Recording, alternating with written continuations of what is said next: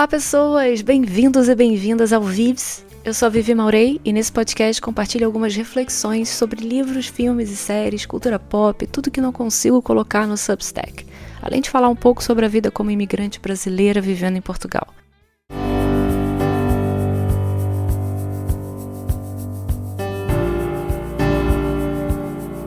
Viajar sozinha é bom, gente.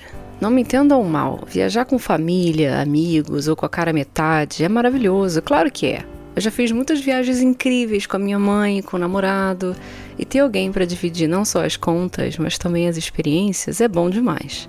Mas a verdade é que nem sempre a gente tem uma cara metade por perto. E tudo bem. A vida é feita do que está ao nosso alcance. No meu caso, como eu amo viajar, eu viajo. Então, se viajar sozinha é o que tem para hoje, então é o que tem para hoje. E quer saber? A gente acaba descobrindo as maravilhas escondidas nisso.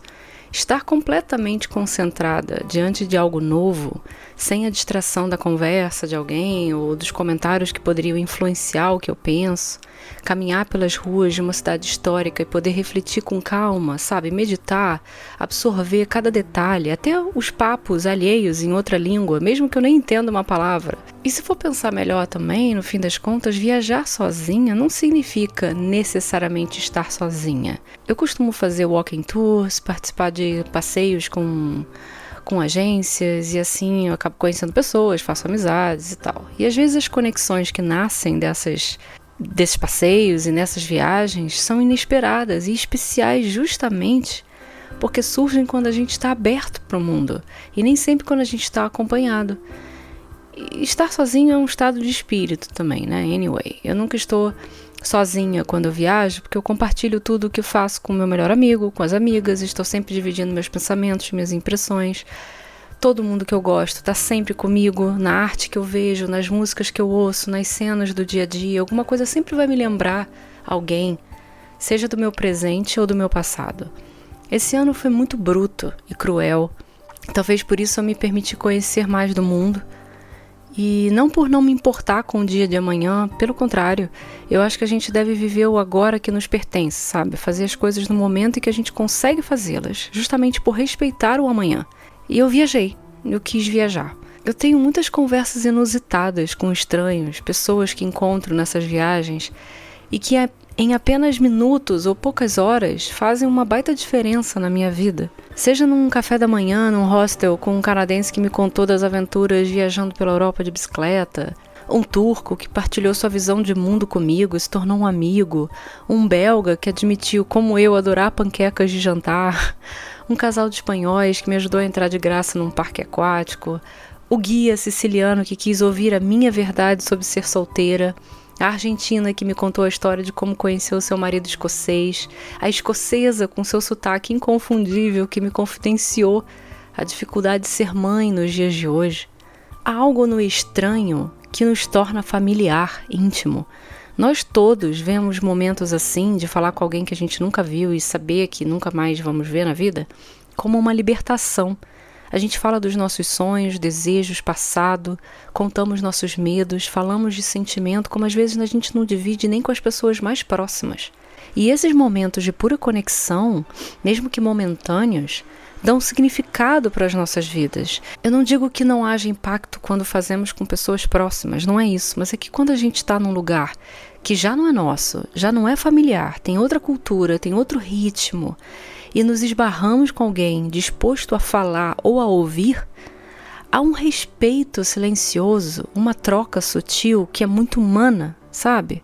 Um entende o outro melhor do que ninguém, naquele exato instante, e talvez apenas naquele instante, e justamente porque somos estranhos.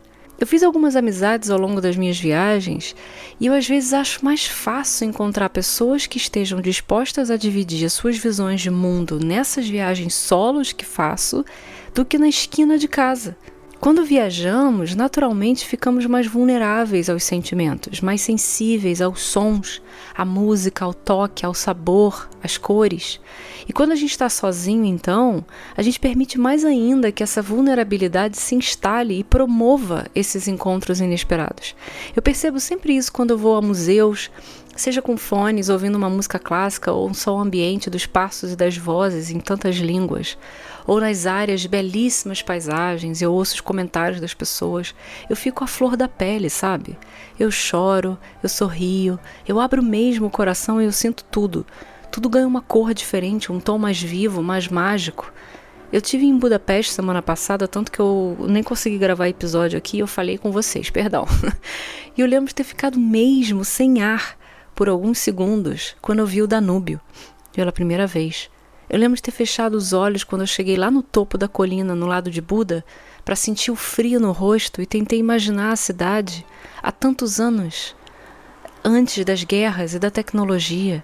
Eu escrevi uma passagem no diário sentada num banco de frente para a ponte principal, enquanto anoitecia, e eu pensei nas perguntas que eu não fiz para minha mãe e que eu já fiz para tantos estranhos nessas viagens. Eu me perguntei o que eu sabia da minha mãe, do seu passado, das suas viagens e de seus passeios pelo mundo, e eu tentei resgatar mentalmente algumas dessas histórias e muita coisa se foi. Eu perdi, como toda memória que não se estimula. E nessa hora, esse momento, eu resolvi escrever tudo que eu tinha feito e conhecido em Budapeste, até então, para não esquecer.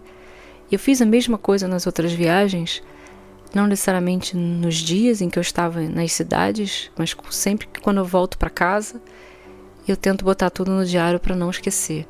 Porque para tudo que é bom, tem sempre um lado ruim. E o lado ruim de viajar sozinha, além de não ter ninguém para olhar as malas enquanto você vai ao banheiro no aeroporto, é que quando a gente não tem companhia, também não há quem testemunhe o que se passou na viagem. E isso significa que nossa mente é o único registro de tudo. E se isso falha, tudo que se viveu se perde para o esquecimento.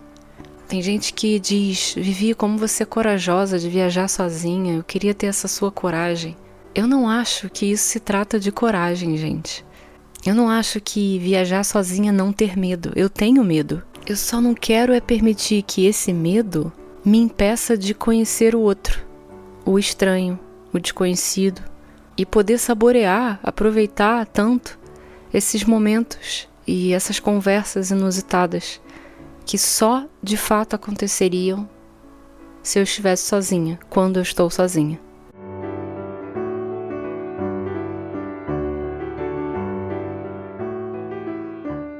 E vocês, gente? Vocês viajam sozinhos? Vocês gostam de viajar sozinhos? O que vocês sentem sobre isso? Conta aqui pra mim. E até o próximo episódio.